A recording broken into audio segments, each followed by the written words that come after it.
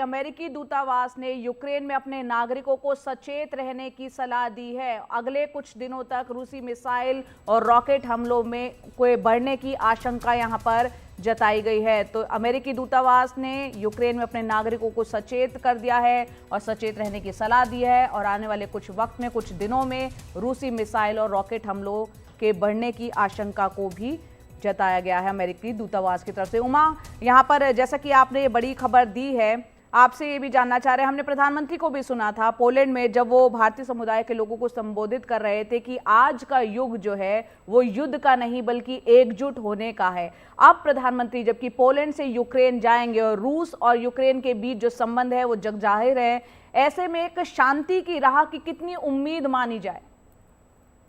जी देखिए, शांति की राह की उम्मीद जताई भी जा रही है। कुछ लोग कह रहे हैं कि ये उम्मीद जो है वो बेमानी है, क्योंकि रूस जो है अपनी जिद पे अड़ा हुआ है और वो किसी तरह के समझौते फॉर्मूले को मानने को तैयार नहीं है। ऐसे में कोई शांति समझौता या कोई युद्ध विराम की जो संभावना है वो बहुत सारे जो जानकार हैं उनको नजर नहीं आ रही। लेकिन जो ताज़ा जानकारी अभी है, जिस तरीके से अमेरिका ने अपने नागरिकों को चेतावनी दी है, ये कहा है कि दिन में भी और रात में भी जो मिसाइल और जो ड्रोन अटैक है उसके हमले की जो आशंका है बहुत ज़्यादा है अगले कुछ दिनों तक, इसलिए एहतियात बरतें। और साथ ही साथ ये भी कहा गया है कि 24 अगस्त को, क्योंकि यूक्रेन का स्वतंत्रता दिवस है, तो इस मौके पर हो सकता है कि रूस की तरफ से बड़ा हमला हो। इस वक्त मैं कीव में खड़ा हूं, जहां पिछले 36 घंटे में जब से मैं यहां पे हूं, कई बार एयर सायरन की जो आवाज है वो आई है। हालांकि यहां तक किसी मिसाइल, रॉकेट या ड्रोन के पहुंचने की संभावना, आशंका जो है बिल्कुल कम है, क्योंकि कीव को एक फोर्टिफाइड तरीके से बनाया गया है इसके एयर डिफेंस को। और यहाँ क्योंकि जो भारत के प्रधानमंत्री का भी दौरा होना है, तो इस लिहाज से भी सुरक्षा के चाक चौबंद जो है वो बंदोबस्त किए गए हैं। जो अमेरिकी नागरिकों को सलाह दी है कि वो